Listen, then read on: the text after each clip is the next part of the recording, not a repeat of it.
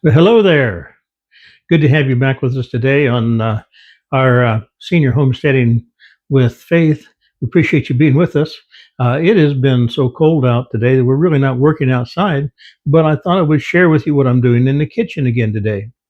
People seem to like that. So anyway, I'm going to be working on today a slow cooker white turkey chili.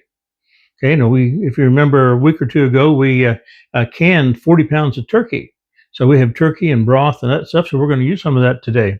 Say white turkey chili. Okay, are you sure? Yeah, well, I actually looked up the definition, and chili is any stew-based uh, product or product of food that basically contains meat, some kind of a thick broth, and usually chilies in it or some kind of chili powder or something like that. That's why it's called chili. So anyway, it's another type of soup.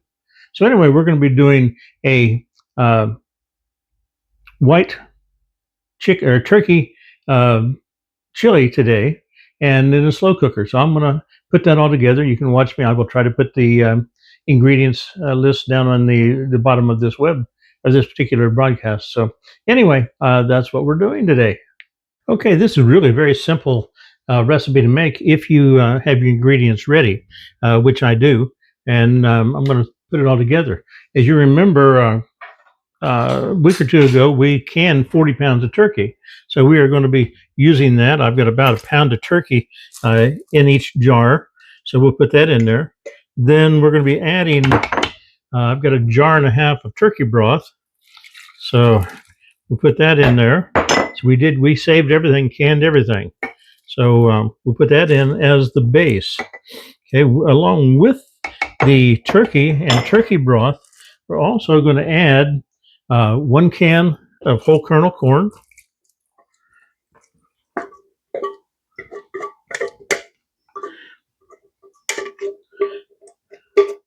And you can use any brand you want. I honestly, quite honestly, I prefer the brand that we get at Aldi's.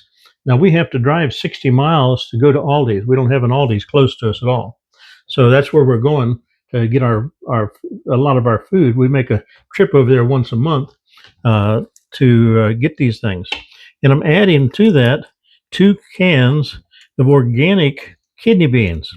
Now, most of the recipes that I've looked at for this type of a dish calls for the white Italian beans.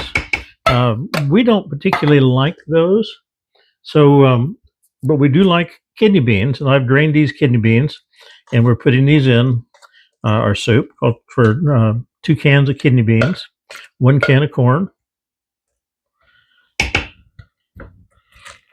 and one of the things it also adds is bacon. So we have crumbled bacon that I'm going to put in here. About, I guess it's about half of a cup of crumbled bacon and 1 small onion. Actually, I guess it's a medium onion, quite a bit of onion in there. So we're going to add that to our dish. No, I like a lot of onion. Hopefully it's not too much. So we'll put that in there. Wash my hand off here a little bit. Okay. Also, it calls for 1 can of cream of chicken soup. Honestly, I do not like buying anything pre-produced like this, manufactured foods. But today is what I'm going with because it's what I've got on hand. So, if you can make your own cream of chicken soup and do that, or I guess I could have thickened some broth and done that. That would probably work too. But I didn't take time to do that. Okay, with that,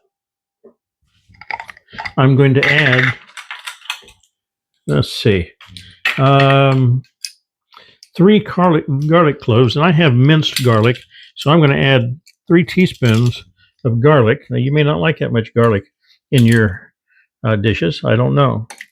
So we'll add the garlic to it.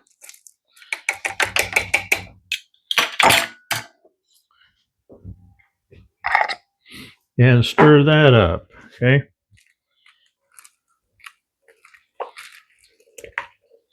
And I've got this in the crock pot, and since the meat is already pre-cooked, I really don't have to worry about that so much.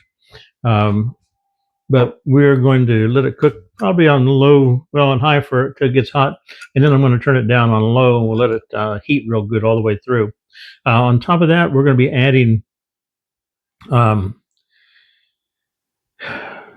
about a half a teaspoon of smoked paprika, somewhere in that nature. We're going to be adding a tablespoon of chili powder. Um, I was surprised when I looked up the definition for chili. It says it normally contains chili. Well, yeah, it's true. Usually we make the red tomato chili, and that's the way we like it for the most part. But I wanted to try something different and use our turkey here. So we're doing that. Okay, with that, I am going to add a couple of handfuls of yellow cheese.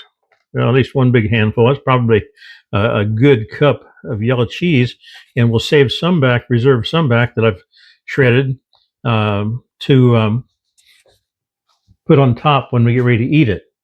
You might want to add some other things to this that we don't particularly care for. Dried oregano, cayenne pepper, maybe. We don't necessarily care for those very much. So, and if our son, who likes the hotter dishes, he may add it to it separately. We do add some, but not overdoing it. Okay, so that's where we're at on that. Okay, on top of this, one more ingredient I'm going to add, and usually the recipe says add it at the end. Okay, that's because your meat and so forth is not cooked, so you don't want to overdo it. So anyway, I just added 1 pack of cream cheese, and I just happen to have low fat. I don't know why, but happen to have that. So anyway, we're going to let this cook, and you can see how it's looking at this point.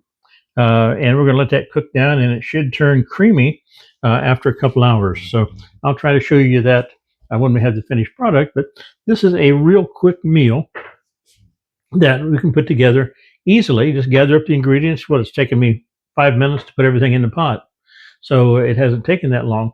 And let it cook for a few hours. Slow cooker chili. So anyway, that's where we're at with this, and I'll get back with you when this is finished and let you see the finished product. Well, here we are back. The soup is in bubbling away. Everything is melted, as creamy as could be. It is a nice thick broth here. And now we're going to go in for a taste test. Okay. See that? That is really looking good.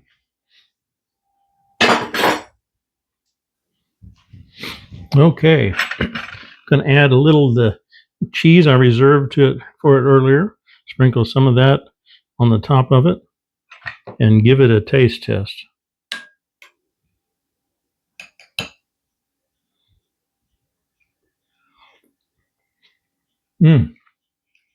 That is so good. We definitely will be making this again. It is well worth the making.